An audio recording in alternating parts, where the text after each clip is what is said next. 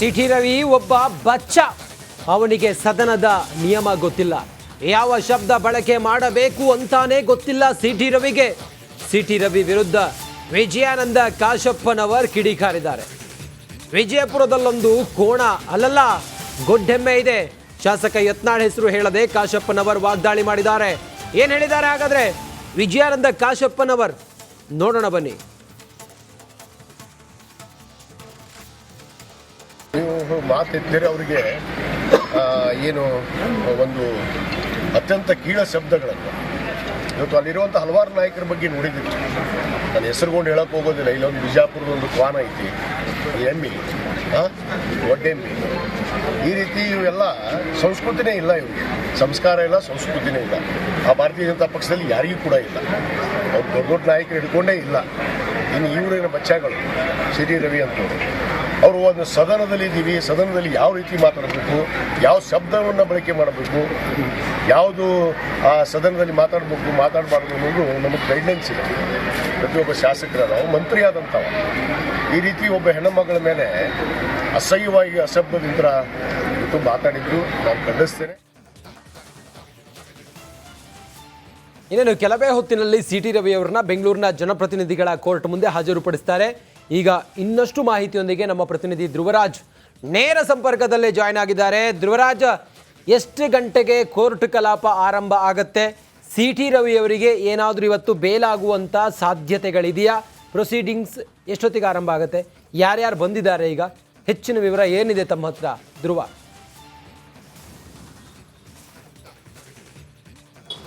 ರಂಜಿತ್, ಇನ್ನೇನು ಕೆಲವೇ ಕ್ಷಣಗಳಲ್ಲಿ ಸಿಟಿ ರವಿ ಅವರು ಸಲ್ಲಿಕೆ ಮಾಡಿರುವಂತಹ ಜಾಮೀನು ಅರ್ಜಿಯ ವಿಚಾರಣೆ ಕೂಡ ಆರಂಭವಾಗುತ್ತೆ. ಈಗಾಗಲೇ ಕೋರ್ಟ್ ಹಾಲಿಗೆ ಸಿಟಿ ರವಿ ಪರ ವಕೀಲರಾದಂತಹ ಅಶೋಕ್ ಹಾರ್ನಳ್ಳಿ ಹಾಗೆ ಲಕ್ಷ್ಮೀ ಹೆಬ್ಬಾಳ್ಕರ್ ಅವರ ಪರ ವಕೀಲರಾದಂತಹ ಅರುಣ್ ಶಾಮರಾವ್ ಕೂಡ ಬಂದಿದ್ದಾರೆ. ಅದಲ್ಲದೆ ಬಿಜೆಪಿ ಐಟಿ ಸೆಲ್ನ ವಕೀಲರು ಕೂಡ ಆಗಮಿಸಿದ್ದಾರೆ. ಅದಲ್ಲದೆ ಸಿಟಿ ರವಿಯ ಸಹೋದರ MLC ಚಂದ್ರರಾಜ್ ಹಟ್ಟಿಹೊಳಿ ಕೂಡ ಸದ್ಯ ಕೋರ್ಟ್ ಹಾಲಿಗೆ ಆಗಮಿಸಿರುವಂಥದ್ದು. ಇನ್ನೇನು ಕೆಲವೇ ಕ್ಷಣಗಳಲ್ಲಿ 82ನೇ ಜನಪ್ರತಿನಿಧಿಗಳ ವಿಶೇಷ ನ್ಯಾಯಾಲಯದ ಎದುರು ಸಿಟಿ ರವಿ ಅವರ ಜಾಮೀನು ಅರ್ಜಿ ವಿಚಾರಣೆ ಕೂಡ ಆರಂಭವಾಗುತ್ತೆ. ಮುಖ್ಯವಾಗಿ ಸಿಟಿ ರವಿ ವಿರುದ್ಧ ದಾಖಲಾಗಿರುವಂತಹ FIR ನಲ್ಲಿ ಅವ್ರ ಮೇಲೆ ಈ 2 ಸೆಕ್ಷನ್ಗಳನ್ನು ಹಾಕಿರುವಂಥದ್ದು. ಒಂದು BNS 75 ಹಾಗೆ 79. ಈ BNS 75 ಏನೋ ಲೈಂಗಿಕ ದೌರ್ಜನ್ಯ ಹಾಗೆ ಮಹಿಳೆಗೆ ನಿಂದನೆ, ಹಾಗೆ 79 ಅಶ್ಲೀಲ ಕೈ ಸನ್ನೆ ಮತ್ತು ಅಶ್ಲೀಲ ಪದ ಬಳಕೆ ಸಂಬಂಧಪಟ್ಟ ಹಾಗೆ 2 ಸೆಕ್ಷನ್ಗಳನ್ನು ಕೂಡ ಹಾಕಲಾಗಿದೆ. ಈ 2 ಸೆಕ್ಷನ್ಗಳ ನೋಡ್ತಾ ಹೋಗೋದಾದ್ರೆ ನಮಗೆ ಅದು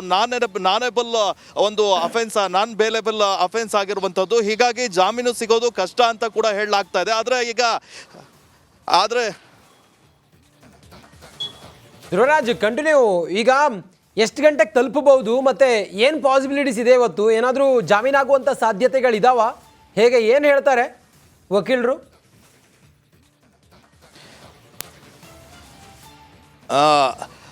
ಎಸ್ ರಂಜಿತ್, ಅದೇ ಮುಖ್ಯವಾಗಿ ಇವ್ರ ಮೇಲೆ ದಾಖಲಾಗಿರುವಂತಹ 2 ಸೆಕ್ಷನ್ಗಳೇನಿದಾವೆ ಅದನ್ನ ನೋಡ್ತಾ ಹೋದ್ರೆ ಜಾಮೀನಿನ ಅಂದ್ರೆ ಈಗ ಸಿಟಿ ರವಿ ಪರ ವಕೀಲರು ಯಾವ ಗ್ರೌಂಡ್ಸ್ನಲ್ಲಿ ಒಂದು ವಾದವನ್ನ ಮಾಡ್ತಾರೆ ಅನ್ನುವಂಥದ್ದನ್ನ ಕೂಡ ನಾವು ನೋಡ್ತಾ ಹೋಗ್ಬೇಕಾಗಿರುವಂಥದ್ದು.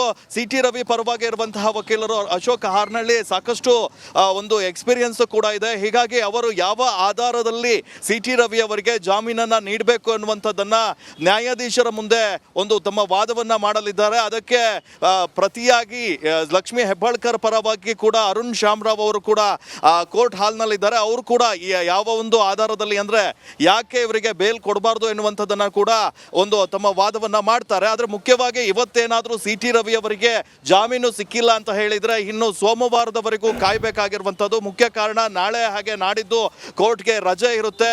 ಹೀಗಾಗಿ ಸಿಟಿ ರವಿ ಅವರಿಗೆ ಇವತ್ತು ಜಾಮೀನು ಸಿಕ್ಕಿಲ್ಲ ಅಂತ ಹೇಳಿದ್ರೆ ಕೂಡ ಕಷ್ಟ ಆಗಿದೆ. ಇನ್ನೇನು ಕೆಲವೇ ಕ್ಷಣಗಳಲ್ಲಿ ಆರಂಭ ಆಗುವಂತಹ ವಿಚಾರಣೆಗೆ ಸಾಕಷ್ಟು ಕುತೂಹಲ ಕೂಡ ಮೂಡಿಸಿದೆ. ಇನ್ನೊಂದು ಕಡೆ ಸಿಟಿ ರವಿ ಅವರನ್ನ ಕೂಡ ಜನಪ್ರತಿನಿಧಿಗಳ ನ್ಯಾಯಾಲಯದ ಮುಂದೆ ಹಾಜರುಪಡಿಸಲು ಕರ್ಕೊಂಡು ಬರಲಾಗ್ತಾ ಇದೆ. ಬೆಳಗಾವಿಯಿಂದ ಈಗಾಗಲೇ ಸಿಟಿ ರವಿ ಅವರು ಕೂಡ ಹೊರಟಿದ್ದಾರೆ. ಮುಖ್ಯವಾಗಿ ಬಿಜೆಪಿ ಹಿರಿಯ ನಾಯಕರು ವಿಜಯೇಂದ್ರ ಸೇರಿದಂತೆ ಅನೇಕ ನಾಯಕರು ಕೂಡ ಈಗ ಬೆಂಗಳೂರಿಗೆ ಬರ್ತಾ ಇದ್ದಾರೆ. ಸಂಜೆ 5 ಗಂಟೆ ಒಳಗೆ ಏನಾದರೂ ಬೆಂಗಳೂರಿಗೆ ಬಂದ್ರೆ ಇಲ್ಲಿ ಮ್ಯಾಜಿಸ್ಟ್ರೇಟ್ ಕೋರ್ಟ್ನಲ್ಲ 42ನೇ ACMM ಕೋರ್ಟ್ನ ಎದುರು ಸಿಟಿ ರವಿಯನ್ನ ಹಾಜರುಪಡಿಸ್ತಾರೆ. ಒಂದು ವೇಳೆ 5 ಗಂಟೆ ನಂತರ ಆದ್ರೆ ಕೋರಮಂಗಲದಲ್ಲಿರುವಂತಹ ಜಡ್ಜ್ ನಿವಾಸದ ಮುಂದೆ ಕೂಡ ಹಾಜರುಪಡಿಸ್ತಾರೆ. ಈಗ ಸದ್ಯ ಜಾಮೀನು ವಿಚಾರ ಏನಾಗುತ್ತೆ ಅನ್ನೋದು ಸದ್ಯದ ಕುತೂಹಲ ಆಗಿದೆ ರಂಜಿತ್. ಓಕೆ, ಥ್ಯಾಂಕ್ ಯು ತಮ್ಮೆಲ್ಲ ಮಾಹಿತಿಗಾಗಿ ಧ್ರುವ.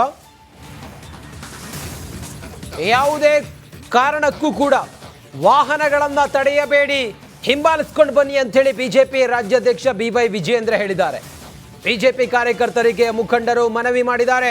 BY ವಿಜಯೇಂದ್ರ ಹೇಳಿದ್ದಾರೆ, ವಾಹನವನ್ನು ತಡಿಬೇಡಿ, ನಮ್ಮ ವಾಹನದ ಹಿಂದೆ ಬನ್ನಿ, ಹಿಂಬಾಲಿಸಿಕೊಂಡು ಬನ್ನಿ ಅಂತ ಹೇಳಿದ್ದಾರೆ.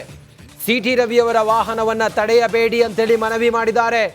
ಧಾರವಾಡ ಬೈಪಾಸ್ನಲ್ಲಿ ಸೇರಿದ ಕಾರ್ಯಕರ್ತರು, ಈ ಕಾರ್ಯಕರ್ತರಿಗೆ ವಿಜಯೇಂದ್ರ ಹಿಂಗೆ ಹೇಳಿದ್ದಾರೆ, ಯಾರು ಕೂಡ CT ರವಿಯವರನ್ನ ಕರೆದುಕೊಂಡು ಹೋಗುತ್ತಿರುವಂಥ ಇನೋವಾ ಕ್ರಿಸ್ಟಾ ಕಾರು, ಆ ಕಾರನ್ನು ತಡೆಯಬೇಡಿ, ಹಿಂಬಾಲಿಸ್ಕೊಂಡು ಬನ್ನಿ.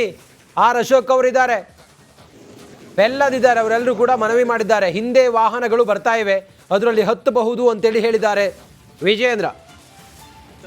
ಗಾಡಿ ತಡಿಬೇಡ್ರಿ ಸರ್, ಘಟನೆ ಬಗ್ಗೆ ಒಂದು ಸ್ವಲ್ಪ ಗಾಡಿ ತಡಿಬೇಡ್ರಿ ಸರ್, ಘಟನೆ ಬಗ್ಗೆ ಒಂದು ಸ್ವಲ್ಪ ಗಾಡಿ ತಡಿಬೇಡ್ರಿ ಸರ್, ಘಟನೆ ಬಗ್ಗೆ ಒಂದು ಸ್ವಲ್ಪ ಗಾಡಿ ತಡಿಬೇಡ್ರಿ ಸರ್, ಘಟನೆ ಬಗ್ಗೆ ಒಂದು ಸ್ವಲ್ಪ ಗಾಡಿ ತಡಿಬೇಡ್ರಿ ಸರ್, ಘಟನೆ ಬಗ್ಗೆ ಒಂದು ಸ್ವಲ್ಪ ಗಾಡಿ ತಡಿಬೇಡ್ರಿ ಸರ್, ಘಟನೆ ಬಗ್ಗೆ ಒಂದು ಸ್ವಲ್ಪ ಗಾಡಿ